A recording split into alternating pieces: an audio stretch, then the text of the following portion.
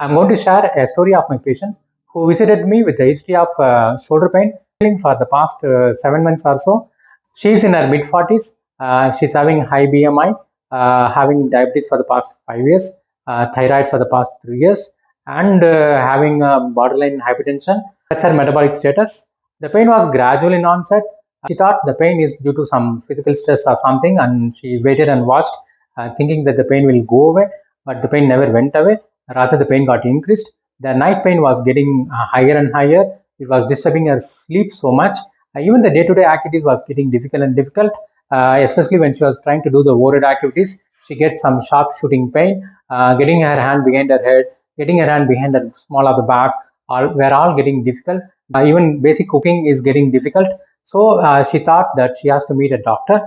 Of course, she met an orthopedician, and then the orthopedician did a quick examination and declared that she's having tendinitis of the shoulder muscles. The doctor gave some painkillers and then told her that she should rest, and then she should be fine with the medications and rest. The medications were helpful as long as the medicines were taken, but the moment the medicine effect is weaned off, the patient started to get the pain again. The rest as well was not seems to be so helpful. Rather, the pain and stiffness seems to get increased and increased. She thought that she has to meet some other healthcare provider. This time, she chose some native treatment guy.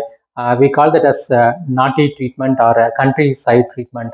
This guy is a famous guy who used to see 100 to 200 patients every day. And he spends about 4 to 5 minutes for each patient. In that way, only he can cover 200 patients every day. This lady was standing in the queue waiting for her turn, and then she was finally seen by him. He also made some quick examination.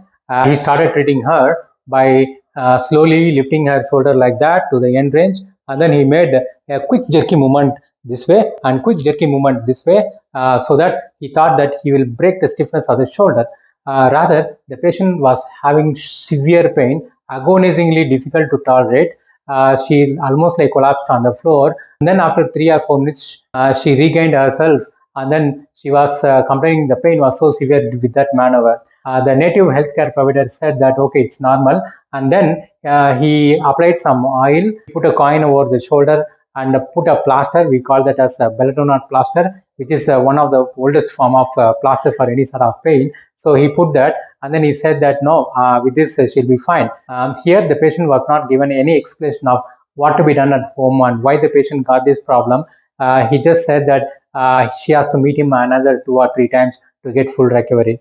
The patient came home waiting for the improvement, but the improvement did not happen. The patient did not choose to go to him again because of the bad experience of having her shoulder suddenly jerk like that, which produced her the severe pain. And then the patient was thinking it should be all right as time passed, but again the pain keep on increasing and increasing to a level that she hardly could sleep in the night and unable to do any basic household activities. And then she thought that okay, she need to meet a physio, and through one of the references she found me, and then she came to me. And then when I examined her, we checked her range of motion was limited in multiple directions. In all the directions the movement was restricted. We call that as global movement restriction. There is one condition where the shoulder joint will be restricted globally. That means flexion and abduction and lateral rotation and internal rotation. Every movement will be affected. It happens in one condition which is called as frozen shoulder. Of course, it can be found in other conditions like arthritis or even post-traumatic shoulder stiffness or post-surgical shoulder stiffness. But ultimately, the most common condition where one can have a global movement restriction is frozen shoulder. We call that as multiplanar movement restriction. Even passively also, the joint is not able to be moved.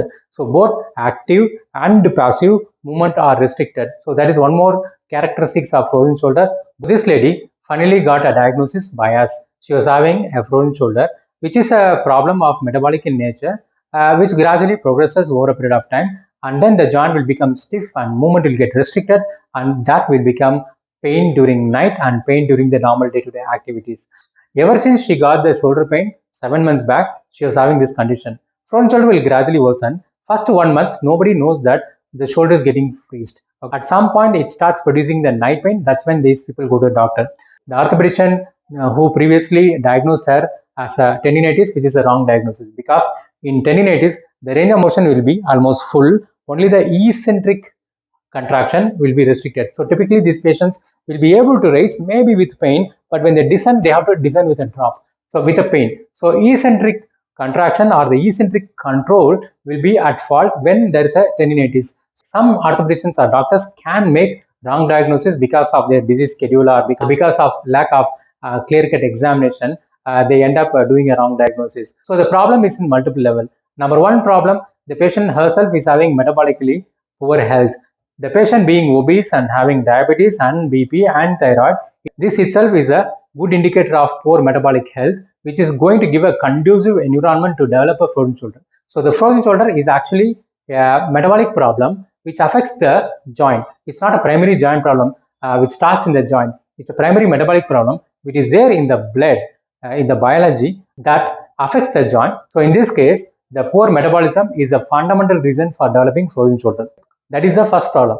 The second problem is the patient was waiting and watching because nobody wants to go meet a doctor, isn't it? No, unless the pain is so severe. As usual, she also had waited. So in frozen shoulder, the longer you wait to meet a doctor, the more the joint will get stiff and more difficult it is for the therapist to treat the patient, and even the patient to tolerate the pain during the treatment. It will be very high if the condition is chronic in nature. The second problem is the patient waited for a couple of months before she decided to go to a doctor. The third problem is with the orthopedician who diagnosed her as a tendinitis. The tendinitis is the wrong diagnosis here, which again delayed the treatment. And even for tendinitis, you have to do a load management strategy, whereas in frozen shoulder, you have to do the movement-based strategies. Since the diagnosis is wrong, the patient simply got pain medications without being given any clear-cut diagnosis or exercises or loading strategies. The patient thought that it should be rested and she rested more. In frozen shoulder, if you rest more, it will actually worsen more. Making a wrong diagnosis of tendinitis and asking her to take rest was the third level of problem. The fourth level of problem is the patient went to the native treatment guy, okay, that naughty treatment or a country treatment guy. So he is not even a medical doctor. He does not know what is shoulder joint, what it is composed of, what are the ligaments, what are the muscles. He has no idea about what shoulder joint is. All he knows is to apply oil and then to do that chiropractic type of jerky movement and a plaster with a coin. So he also did not make a diagnosis, and that also allowed the patient to further worsen.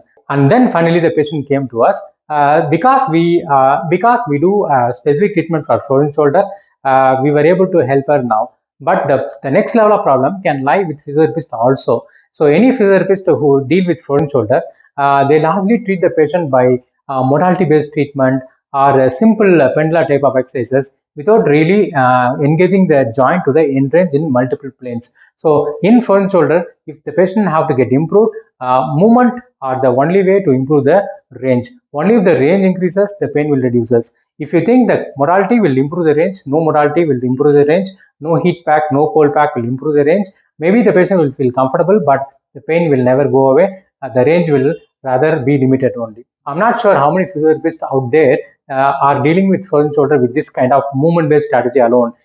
If you are a physio and watching this, listen carefully. If you are seeing this patient for about 45 minutes, at least 30 minutes or so, you have to give only exercise-based intervention, especially at the end range, you need to give the overpressure. Without doing that, if you just give only current treatment, you are not going to help the patient at all. Okay, this is the story of my patient who was having problems at multiple levels. The errors, the misdiagnosis, and the wrong treatment can happen at multiple levels, and it really needs a good luck for the patient to meet a correct doctor. But not everybody will be having it. That's the reason why these people are always suffering. Once you get the pain, it's very difficult for you to come out of the pain because number one, you delay the treatment. Number two, you go to a wrong people. The wrong people make a misdiagnosis and give a wrong treatment, and you end up being a chronic pain patient. Okay, so the essence of this story: get a proper diagnosis, get a proper medical diagnosis by a medical people, and then understand the pathophysiology of the condition, and then choose the best treatment for the given pathophysiology. The best treatment is in line with the current pathophysiology of the patient, not what the patient wants or what the doctor is expert at. I used frozen shoulder as an example, but this can be literally applied to all musculoskeletal conditions, including back pain and neck pain and arthritis and Achilles tendinitis and plantar fasciitis. Every condition need to be treated based on its pathophysiology and need to be diagnosed first. Okay, so make the diagnosis first and give the right treatment next. Okay, thank you.